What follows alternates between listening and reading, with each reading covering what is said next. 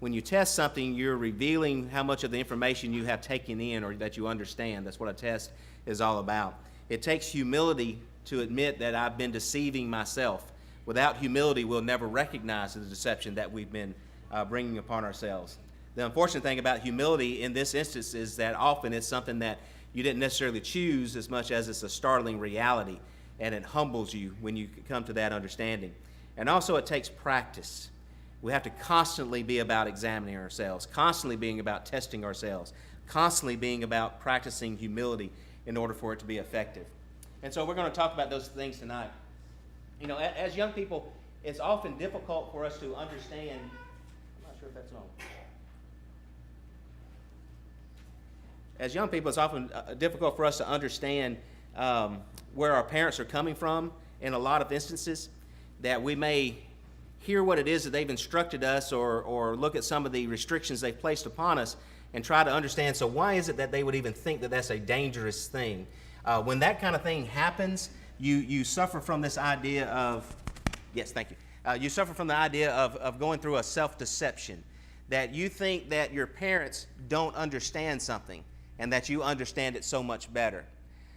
What typically happens is that you'll engage in that practice, or you'll go down that road that they forbade you to go, and you meet with some type of obstacle that reveals to you, oh, I didn't know that. And so then you wish you had listened to them in that particular instance. We do it sometimes when people maybe advise us about financial things or some type of investment, and somebody warns us, no, don't do that. And we do it anyway and end up losing money, and then we say, oh, I didn't know that. And because of that lack of knowledge in one specific area, we can be self-deceived. Another area you see this was one that I encountered a good bit when I was in Alabama, that we had an older lady that was getting to that stage of her life where it was time for her to stop driving. And I'm pretty sure I'm going to be the same way, that they're going to have to take the keys away from me because I'm not just going to give them up voluntarily. And too often that happens because the person who needs the keys taken away from them is often the last person to acknowledge that it needs to happen. And so this particular lady, about 2 o'clock in the morning, the police called me and said that she was in the parking lot next to the church building on like a Tuesday morning, and she thought it was time for services, and she was just circling because she couldn't figure out how to get out of the parking lot, and she couldn't figure out how to get to the church building. She couldn't understand why it was dark when it was supposed to be daylight, and she was just very, very confused. So when they went to try to take the keys away from her, she freely gave them over because she had made 13 extra sets. She knew that that's what they were going to do. So it did not mean that her mind was not still active and very, very alert to a lot of things, but she was not giving up on driving. And so what they finally had to do was sneak in and take the battery out of her car. And so the keys themselves didn't work anymore. But I think we can identify with that. I know that's one for me that I don't look forward to that day, but know it's coming and probably will be in that end of the spectrum, that I'm not going to think it's time when it really is. We know that sometimes people will start to fall when they get older. And they're usually the last ones to know that that's because you probably need a little more assistance when you're walking and things such as that. And it's a sad occurrence when we see those types of things when it comes to mental issues or physical issues, when it comes to things like financial issues, or when young people make tragic mistakes that are hard to recover from.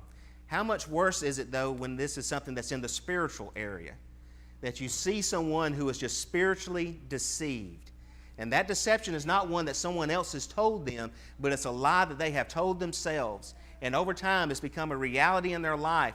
And it's not satisfactory for them to just believe this lie themselves, but as it is with the woman who wants to drive, or the person who's still trying to get around without the walker, or the kid who says their parents don't understand, they need to let other people know and convince other people that the lie they told themselves is the lie that everyone needs to believe. The problem is everyone else sees it very clearly. And because of that, it becomes a tragedy in their lives. But the Bible does say that we can indeed overcome self-deception. In 2 Corinthians 13 and verse 5, Paul tells, as we're going to read several times tonight, examine yourselves as to whether you are in the faith. That you can look at yourself and objectively determine whether or not you are in the faith or not. But if you are always examining yourself and you never see anything, or you never feel like you're in danger, or never feel like you need some testing or some proving or anything in regards to your spiritual life, you're probably in that category of being self-deceived. if you have those around you that are constantly telling you that there are things that need to take place, changes that need to be made, guidance that's constantly offered to you, you need to ask yourself the question, really examine yourself and say, is there something I need to be about doing? Because why would so many people be approaching me and talk to me about this one specific thing? But self-deception is in the Bible many times.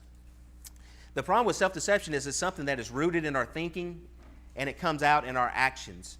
And so to attack it, we do have to go to our ways of thinking, which is why we're talking about meditating upon those things which are true. Revelation 21 verse 8 is an interesting verse. Because in Revelation 21 and verse 8, there's this list of those people who are condemned and who will not be going to heaven, but instead suffer that second death. And it says, but the cowardly, the unbelieving, the abominable, murderers, sexually immoral, sorcerers, idolaters, and notice this, and all liars shall have their part in the lake which burns with fire and brimstone, which is the second death. Most often, and I admittedly say that I'd look at it this way as well, most often we look at that verse and we think about the person who is lying to someone else. We think about 1 Kings chapter 13, where you have this young prophet who's supposed to go and prophesy against Jeroboam's altar that he has set up. And he said, don't go back the way that you came, and don't eat bread or drink water while you were there. But this older prophet comes and says, God spoke to me as well and said for you to come to my house. And he believed the lie. And because of that, he lost his life.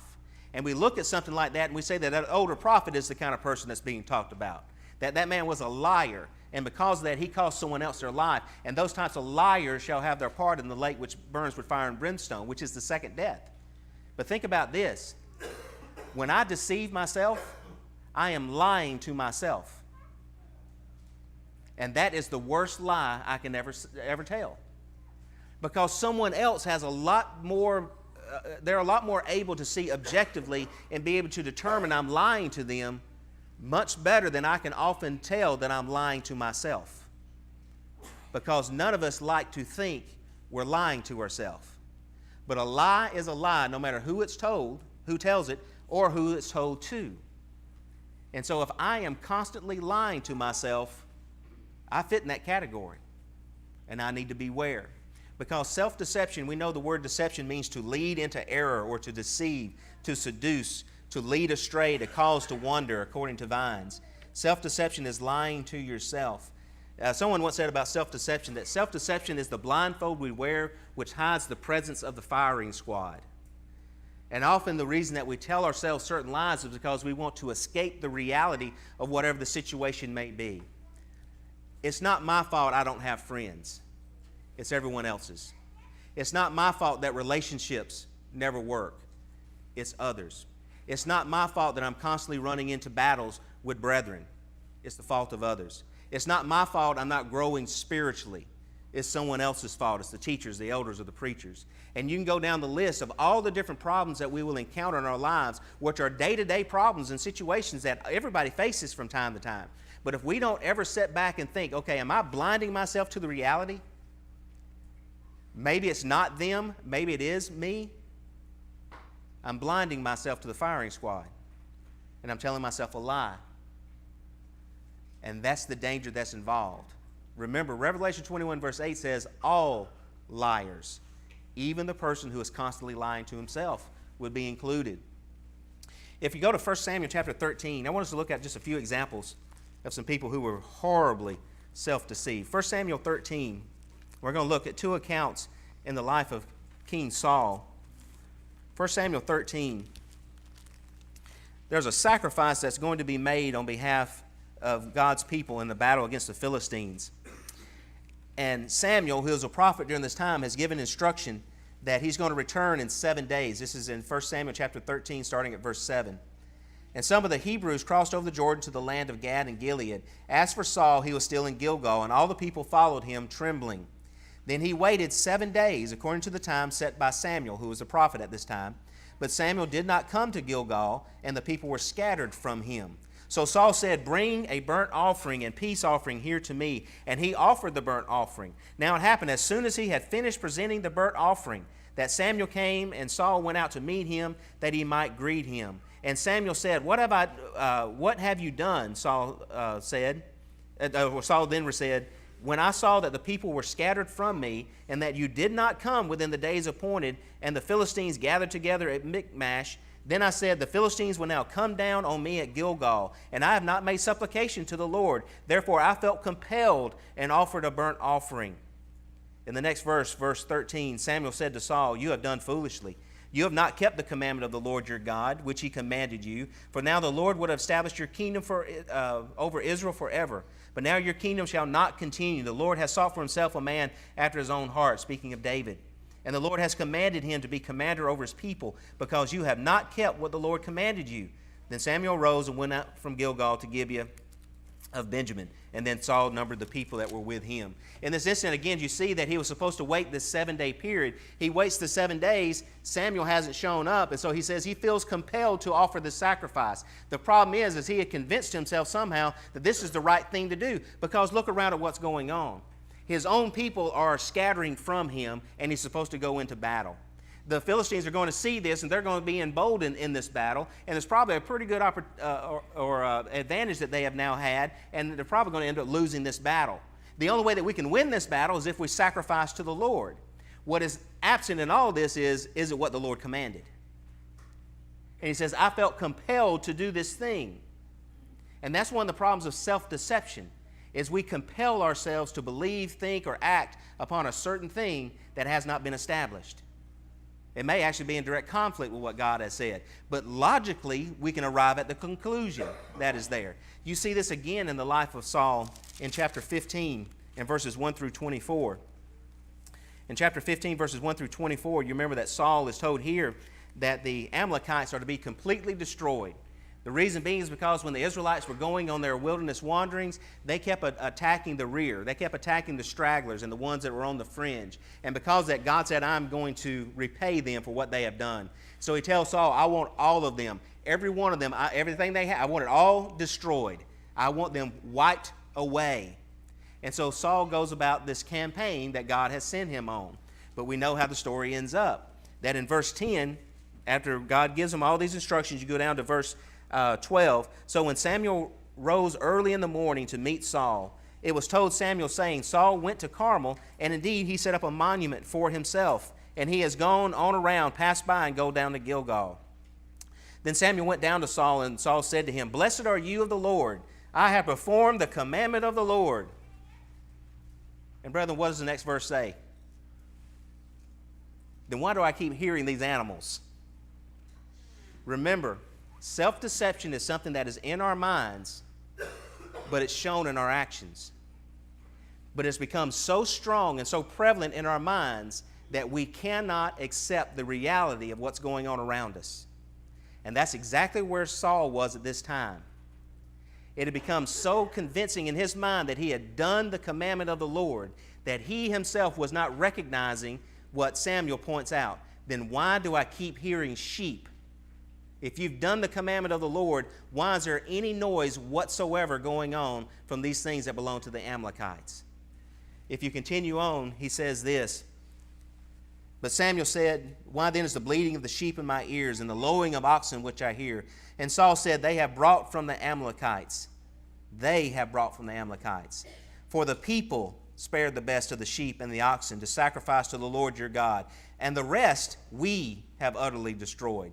So he takes part in all the good things, but he eliminates himself from the bad things that were there. So Samuel rightly says to Saul, Be quiet, and I will tell you what the Lord said to me last night. And he said, Speak on. So Samuel says to him that when you were little in your own eyes, were you not the head of the tribes of Israel?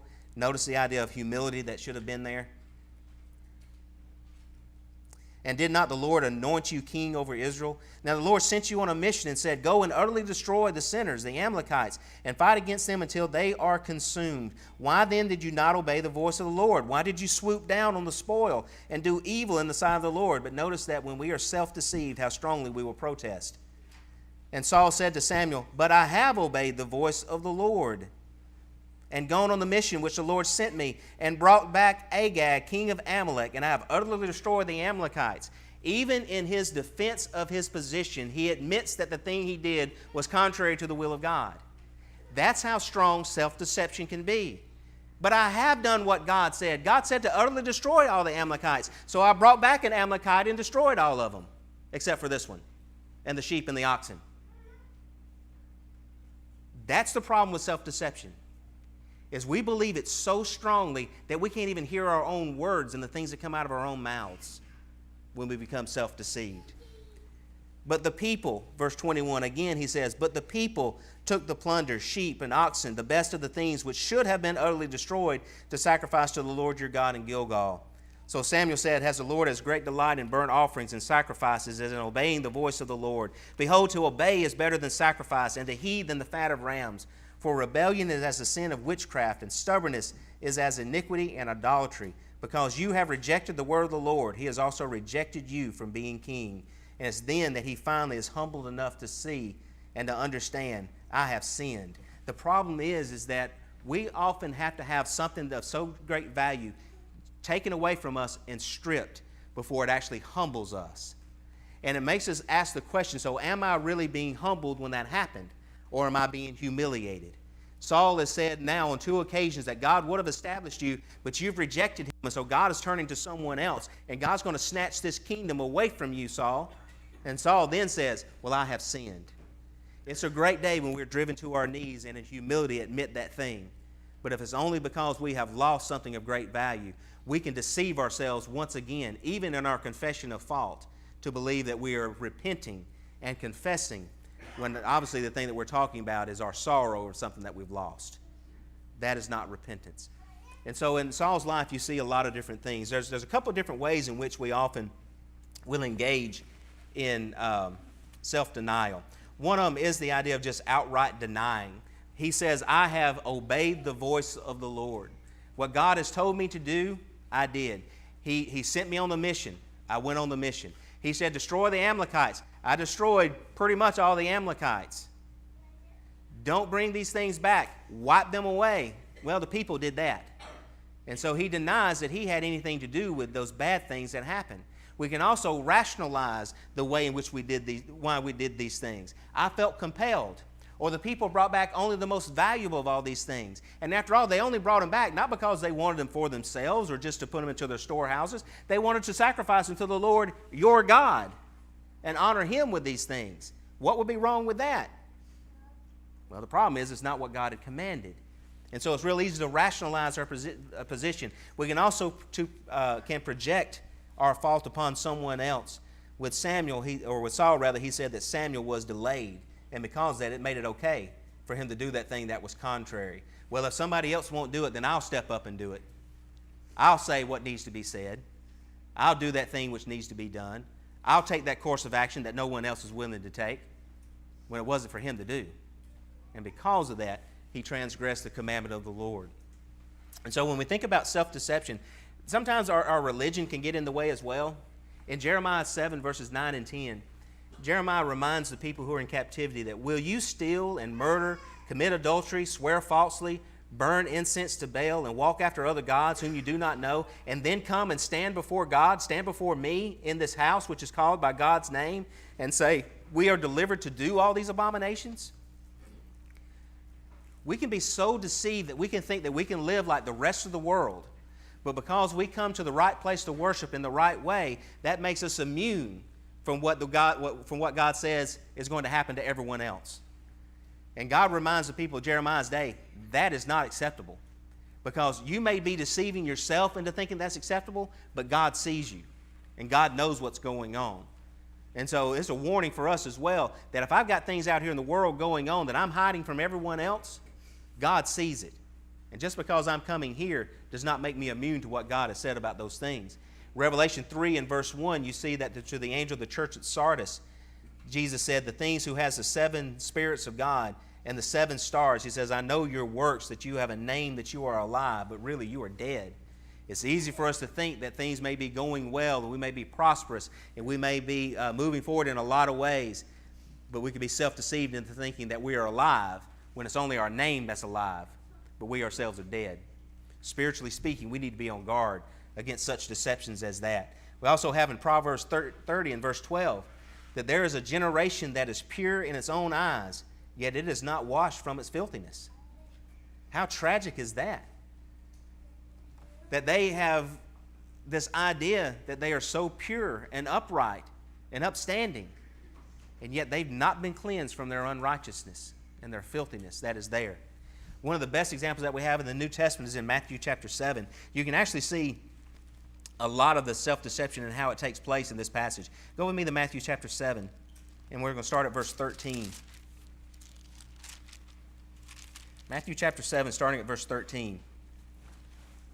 Here's in the middle of Jesus' Sermon on the Mount, and he says in verse 13, "To enter by the narrow gate, for wide is the gate and broad is the way which leads to destruction, and there are many who go in by it, because narrow is the gate, and difficult is the way which leads to life, and there are few who find it." So we know the idea, right? There's two different ways, two different paths that you can choose in life. A narrow way or a broad way. One that's very, very difficult, and few find it. One that is very, very easy. Here's my question.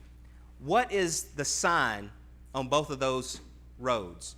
Where do the signs say they're leading? Do the signs say they're both leading in opposite directions? Or are the signs saying they're both leading in the same direction? Now we know that Jesus says the reality is this: one way leads to destruction, the other to eternal life. However, when you look at both of the ways, you don't think one is leading to destruction and the other to life. You think they're both leading to life. So why should I choose that hard, difficult, narrow way when I've got this broad, easy way that I can go instead? And it promises you a lot of things. This is proven in the next few verses when Jesus starts to talk about false prophets. "Beware of false prophets who come to you in sheep's clothing, but inwardly they are ravenous wolves. You will know them by their fruits. Do men gather grapes from thorn bushes or figs from thistles? Even so, every good tree bears good fruit, but a bad tree bears bad fruit. A good tree cannot bear bad fruit, nor can a bad tree bear good fruit. Every tree that has not borne good fruit is cut down and thrown into the fire. Therefore, by their fruits you will know them." And so then he talks about the danger of having others deceive you and pointing you in the wrong direction and leading you astray. And so in verse 21, here's the idea that not only has someone else deceived you, but these are the people in verses 21 through 23 who deceive themselves. "Not everyone who says to me, 'Lord, Lord,' shall enter into the kingdom of heaven, but he who has done the will of the Father." And these people have a long list of all these wonderful things that they can talk about that they did. But at the end, Jesus says, "I never knew you. Depart from me, you who practice lawlessness." Because these are people who have deceived themselves into thinking that they have been doing the will of God when they have not. Saul of Tarsus sound familiar? He thought he was doing God's will by the things that he was practicing. And so he gave his whole self to it in its entirety. And so Jesus tells us how it is that we come upon the actual understanding of whether or not we're deceiving ourselves and what the truth is. "Therefore," verse 24, "whoever hears these sayings of mine and does them, I will liken him to a wise man who builds his house on the rock." This is the man that we know of, that his house does not fall when the rains come and the storms descend. But everyone who hears what Jesus says and does something different, does what he wants to do instead, you're going to build a house, but it's not going to stand. Self-deception is destructive. No matter where it originates, it's destructive. No matter who tells the lie, it's destructive. No matter who believes the lie, it's destructive. 1 Corinthians 10 and verse 12 therefore warns us to take heed if we think we stand, lest we fall. So how is it then that we overcome self-deception? We've read from 2 Corinthians 13 verse 5 a few times already that Paul tells us that we are to examine ourselves. He says that we are to test ourselves, that we are to prove ourselves, and that we may know that we are qualified or disqualified. We have to put ourselves to the test. We have to stop turning a blind eye to what is not working. Stop ignoring what is not working. There's a constant cycle that many of us may be going through where there's the same problem that keeps coming up over and over again. And we keep addressing that problem the same way. Maybe we get angry. Maybe we get frustrated. Maybe we get jealous. Maybe we gossip. Maybe we do a lot of different things. But whatever is happening in the midst of that cycle, it doesn't help. And you have to stop turning a blind eye to the idea that, well, if I keep doing it this way, then I'm going to somehow get a different result. You have to examine yourself, put yourself to the test, and be honest enough with yourself to say, you know what, this is not working. And I've done it over and over again. 1 John 1 and verse 8 tells us that if we say that we don't have sin, we deceive ourselves. We know that sin exists. We know that we battle against sin. We know that we have a constant struggle against sinful things. It is naive of us, it is very immature of us to ignore that situation and keep trying to accomplish the same thing by the same task when that same task has led to failure every single time. Stop doing it that way and do something different. Because if you stay in that cycle, it's a very good indicator that you're deceiving yourself into something. You also have to be able to work at actually being humble. Isaiah chapter 5 and verse 21. Isaiah 5 and verse 21. Isaiah says this: "Woe to those who are wise in their own eyes and prudent in their own sight." One of the things that keeps us in a constant cycle of self-deception is pridefulness, because none of us want to admit that we're wrong. None of us want to believe that we're wrong. There was a survey that was done, or a study that was done, of several thousand college-age students. And of these several thousand college-age students, they asked them, are you in the top 10% of your classes? And they meant it by things like academically, socially, intelligence-wise, athletically. And they asked, in these categories, are you in the top 10%? 70% said, yes, I'm in the top 10%. Okay, there's something wrong with those numbers. But that's the thing. None of us want to say, no, I'm not the one who's socially awkward. That's everyone else. I'm in the top 10% athletically of those that are in my class, but they got some kind of special break or special privilege. That's why they're on the team. Or they've got friends, or their kids are they're friends with the coach's kids or something like that. That's why. Or maybe the teacher likes them, or the test is skewed a certain way. That's why others are making better grades than me. But no, I'm in the top 10%. If you think about yourself even in this congregation, do you think you're in the top 10% of those who are socially aware of yourself or socially deceived about yourself? Now, how many of us would be willing to say, yeah, I'm one of the ones that's socially awkward in the congregation? When you start thinking about it, it doesn't make you feel good when you start thinking about things like that. That's why we don't engage freely in self-examination. But we have to admit to ourselves, you know what? I'm not good at that. And in these types of situations, yeah, I am very awkward in these situations. Now, we don't have to do, as the world says today, be awkward and own it. We don't have to do that. But we do have to be aware. How many people in this world do you believe are really self-aware when they're around others? We live in a world filled with self-deception. It would be wrong for me to think that I'm not also one of them and prone to it myself. I need to be humble enough to admit it and not be wise in my own eyes. Woe to the one who is wise in his own opinion about himself. In the New Testament, Paul says this in 1 Corinthians chapter 3, 1 Corinthians chapter 3, verse 18 and 19. Paul says this: "Let no one deceive himself. If anyone among you seems to be wise in this age, let him become a fool, that he may become wise. For the wisdom of this world is foolishness with God. For it is written, He catches the wise in their own craftiness." In Galatians chapter 6, verses 1 through 8, you have a situation where Paul begins with saying that if a person is overtaken in a trespass, then the one who is spiritual is supposed to go to that person and restore them, considering themselves, lest they also be tempted, to bear one another's burdens and so fulfill the law of Christ. For if anyone thinks himself to be something when he is nothing, he deceives himself. But let each one examine his own work, and then he will have rejoicing in himself alone and not in another. For each one shall bear his own load. Let him who is taught the word share in all good things with him who teaches. Do not be deceived. He again says, do not be deceived. God is not mocked. Whatever a man sows, that he will also reap. For he who sows to the flesh will of the flesh reap corruption, but he who sows to the Spirit will of the Spirit reap everlasting life. Both of these passages have something very much in common. You have someone who thinks that they have the ability to do something of great significance. And it may be true. Because if someone is overtaken in trespass, it should be the case that you have those who are spiritually minded, who are able to go to that person and help them and to restore them. However, they need to also be able and be humble enough to also examine themselves.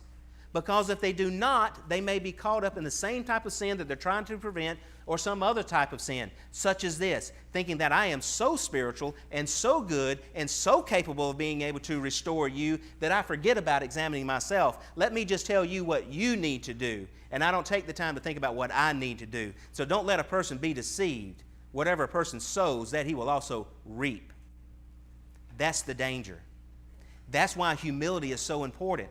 Because I have to be able to stare someone in the eye and say, you know what? I can't even imagine what it's like to be going through what you're going through, because I have never gone through it. I know that there are some Bible verses that I can share with you, and I can share some thoughts with you on how to approach that situation that you are in. I believe that God has the answers, and I believe with God's help and in God's Word we can find that. But as far as me, brother or sister, I am sorry. And I will try my best to find maybe somebody who is better equipped than I am to help you with that. How many are willing to say that? None of us want to say that because we believe that we are equipped.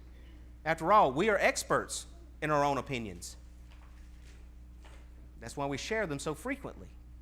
But we need to be humble.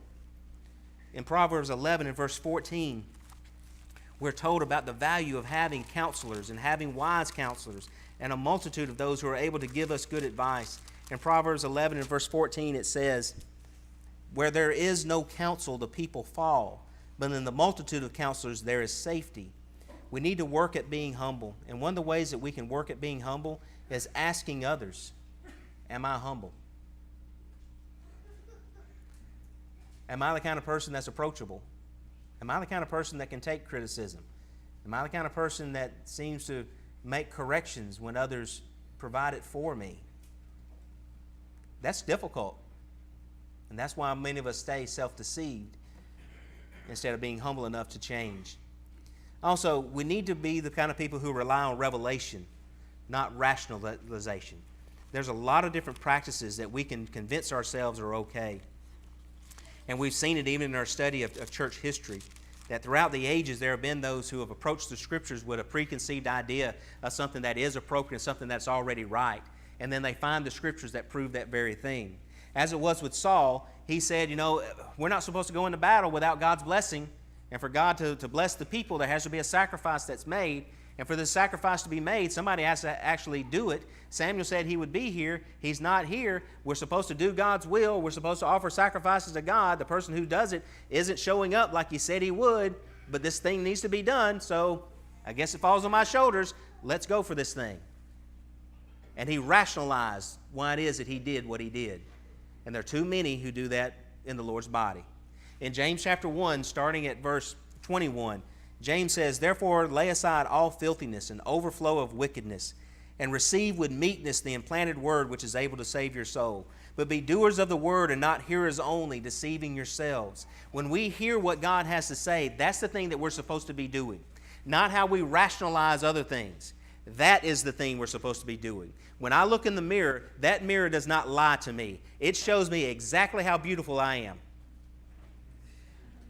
No, it shows me exactly what I look like. Now, when I walk away from that mirror, that's when I start to think about that good-looking man that was in that mirror, because I start changing things in my own mind. But that mirror shows me exactly who I am. And that mirror shows me exactly what it is that I need to change before I go out into public. It shows me that I need to get that out of my teeth, or I need to brush my hair, or wash my face, or whatever else it is. And if I look in that mirror and say, no, I'm good with that, and walk away, that's not the mirror's fault.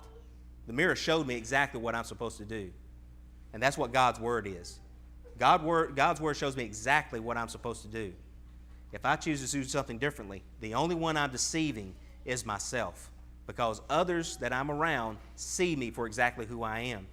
So James continues, for if anyone is a hearer of the word and not a doer, he is like a man who observes his natural face in a mirror. He observes himself, goes away, and immediately forgets what kind of man he was. But he who looks into the perfect law of liberty and continues in it, in other words, he makes it a habit. He's always dwelling in a study of it.